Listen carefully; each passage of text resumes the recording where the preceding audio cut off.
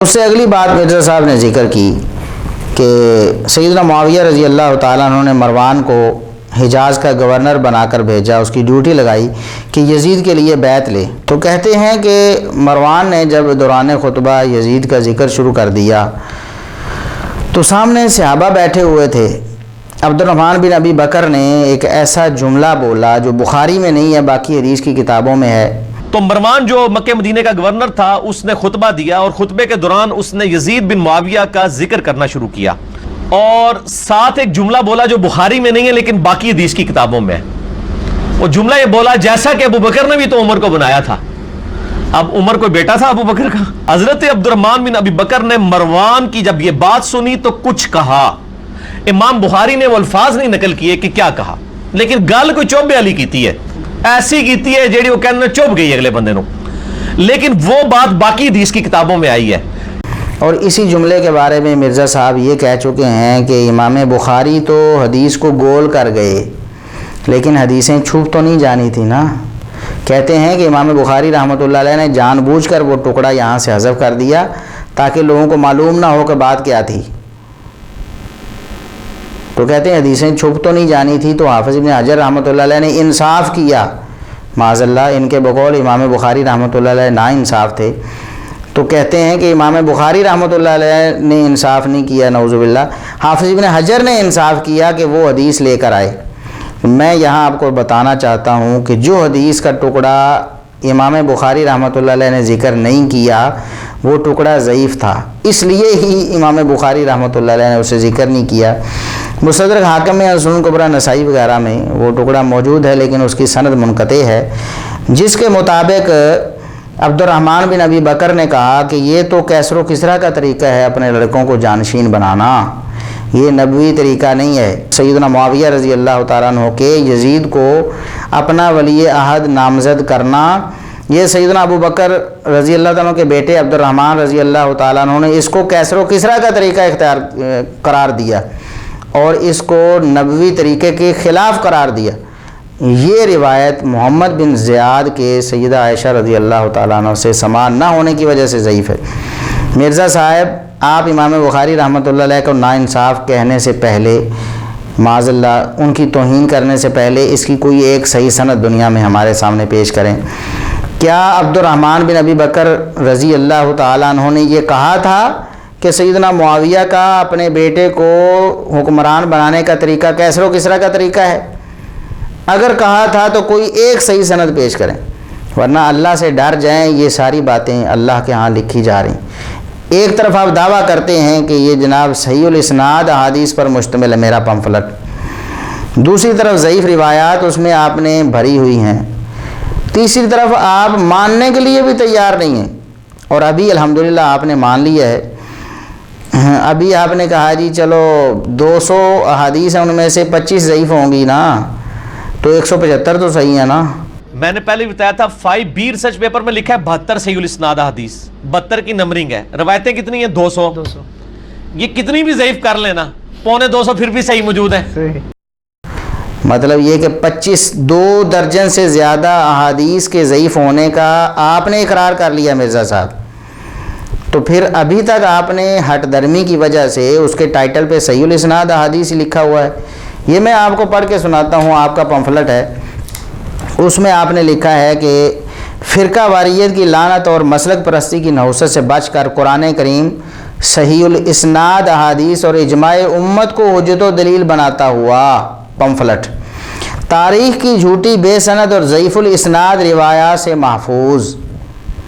مرزا صاحب صحیح الاسناد احادیث پر مشتمل ہے اور جھوٹی بے سند اور ضعیف الاسناد روایات سے محفوظ ہے، یہ آپ کا پمفلٹ ہے نا۔ تو آپ کا یہ دعویٰ کہاں چلا گیا؟ اب جب آپ نے اپنی زبان سے یہ بات تسلیم کر لی کہ 25 یعنی 2 درجن سے زیادہ روایات واقعی ضعیف ہیں، تو پھر آپ کا یہ جھوٹ ثابت ہو گیا۔ الحمدللہ آپ کو اللہ تبارک و تعالیٰ نے یہ توفیق دی کہ آپ کی اپنی زبانی آپ نے یہ تسلیم کر دیا، لیکن ابھی بھی اپنی ہٹ درمی سے آپ نہیں ہٹے ہیں، آپ یہ بات کھلے دل سے تسلیم نہیں کر رہے ہیں۔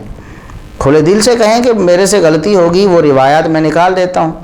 اب آپ کہتے ہیں جی دین کے لیے جو فتنہ ہوتی ہیں یا دین میں فتنہ بننے والی جو روایات ہوتی ہیں، جو ایمان کے لیے خطرہ ہوتی ہیں، وہ ضعیف روایات اور ہوتی ہیں۔ تو یہ اس میں کوئی ایمان والا خطرہ ہی نہیں ہے، ٹھیک ہے نا۔ ضعیف احادیث ایمان کے لیے خطرہ، اس میں نے بتایا کون سی ضعیف احادیث۔ یہ تو عجیب بات ہوگی نا مرزا صاحب، یہ تو میٹھا میٹھا ہاپ ہاپ کڑوا کڑوا تھو تھو بس، یعنی جس کو جو اچھی لگے وہ کہے کہ یہ ایمان کے لیے خطرہ نہیں۔ پہلے آپ ساری روایات کو ایمان کے لیے خطرہ کہتے تھے، جو بھی ضعیف روایات تھیں۔ صحیح مسلم کا مقدمہ جب آپ لوگوں کو پڑھاتے تھے تو آپ کہتے تھے کہ ضعیف روایات ایمان کے لیے خطرہ ہوتی ہیں۔ اب آپ کہتے ہیں کہ نہیں جو روایات میں نے پیش کی وہ ایمان کے لیے خطرہ نہیں ہے۔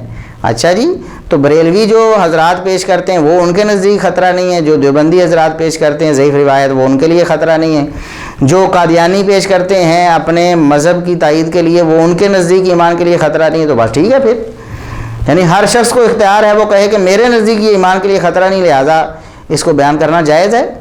مرزا صاحب آپ نے خود کہا تھا، امام مسلم رحمۃ اللہ علیہ نے ان محدثین کو بھی معاذ اللہ جاہل ڈکلیئر کیا جنہوں نے احادیث کو ذکر تو کیا لیکن صحت یا ضعف کا حکم نہیں لگایا ان پر۔ ضعیف تھیں تو بتایا کیوں نہیں کہ وہ ضعیف تھیں؟ یعنی امام مسلم نے اپنے زمانے کے اکثر علماء کو انہوں نے کہا ہے کہ یہ جاہل ہیں، تو وہ اپنے زمانے کے وہ جنہوں نے ہزاروں کی تعداد میں روایتیں جمع کی اور ان کے اوپر کوئی ضعف کا حکم نہیں لگایا، امام مسلم نے ان کو جاہل ڈکلیئر کیا۔ اور آج کل کے بھی جو وائزین کی اس قسم کی روایتیں لوگوں کو امپریس کرنے کے لیے بیان کر رہے ہیں، وہ امام مسلم نے ان کو جاہل ہی سمجھے، ڈکلیئر کر دیے پہلے سے ہی۔ آج آپ اپنے آپ کو اس سے مستثنا کرنے لگے، محدثین کو نہیں آپ نے چھوڑا، معاذ اللہ جھوٹا الزام امام مسلم پر لگا دیا اور اپنے آپ کو اس سے مستثنا کر رہے ہیں۔ پھر آپ نے کہا کہ امام مسلم رحمۃ اللہ علیہ نے فرمایا ہے مقدمہ صحیح مسلم میں کہ جو لوگ ضعیف روایات کو پیش کرتے ہیں وہ یہ لوگوں کو بتانا چاہتے ہوتے کہ ہمارے پاس بڑی روایتیں ہیں، یہ یعنی کثرت کا دعویٰ کرنے کے لیے، ڈھونک رچانے کے لیے یہ لوگ ایسا کرتے ہیں۔ تو خود آپ کیوں ایسا کر رہے ہیں؟ آپ نکال دیں انہیں، آپ کہیں کہ یہ روایات ضعیف ہیں، ان کے بغیر بھی میرا پمفلٹ صحیح ہے۔ اگر آپ کا دعویٰ بالکل درست ہے نا، آپ ان 25 روایات کو جو آپ کے بقول ضعیف ہیں، ہم نے تو الحمدللہ ان کو بعد دلیل ثابت کیا نا اللہ کے فضل و کرم سے، سب سے پہلے ہم نے یہ ثابت کیا اور آپ کی عقل ٹھکانے آئی اور آپ نے مان لیا کہ 25 روایات ضعیف ہیں۔ آپ ان کو اس پمفلٹ سے نکال کے دیکھیں، پھر بتائیں کہ اس کا حشر کیا رہ جاتا ہے، اس کے پلے کیا رہ جاتا ہے، پھر آپ کا مقدمہ کہاں سے ثابت ہوگا؟ انہی تو یہ جو پنکچرڈ روایات ہیں نا، جو ضعیف روایات ہیں، جو جھوٹی روایات ہیں، جو بے سند روایات ہیں، انہی کی بنیاد پر تو آپ نے پورا مقدمہ کھڑا کیا ہوا ہے۔ ابھی انہیں نکالیں نا ذرا، پھر دیکھیں کہ دھڑام سے کیسی یہ ساری عمارت آپ کی جو ہے نا، وہ واقعہ کربلا کا جو تحقیقی اور حقیقی پس منظر آپ نے بنایا ہے، یہ ساری عمارت دھڑام سے زمین پر چلی جائے گی، کچھ بھی باقی نہیں بچے گا اللہ کے فضل و کرم سے۔ آپ ذرا شائع تو کریں، ہمت اور جرأت کریں، وہ ضعیف روایت نکال دیں ان میں، اس میں سے جو بھی آپ کے نزدیک ضعیف ہیں، آپ کے اصولوں کے مطابق ضعیف ہیں، وہ نکال دیں، باقی پمفلٹ شائع کریں۔ ہم آپ کی حق پرستی کو آپ دیکھتے ہیں کہ آپ کتنے حق پرست ہیں۔ تو یہ جو روایت تھی سیدنا عبد الرحمن بن ابی بکر رضی اللہ تعالیٰ عنہ کی، یہ کہنے کی کہ سیدنا معاویہ کا اپنے بیٹے کو حکمران بنانا ایک کیسر و کسریٰ کی سنت ہے، تو یہ بھی محمد بن زیاد سے آگے انقطاع کی وجہ سے ضعیف ہے۔ ان کا سیدہ عائشہ رضی اللہ تعالیٰ عنہ سے سماع و لقاء نہیں ہے۔ تو پھر آپ کا یہ کہنا کہ امام بخاری نے وہ حدیث گول کر دی، حدیثیں چھپ نہیں تھی جانی، یہ ساری توہین ہے جو آپ نے ایک جھوٹ کی بنیاد پر سے محدثین کی، امام بخاری رحمۃ اللہ علیہ کی ہے۔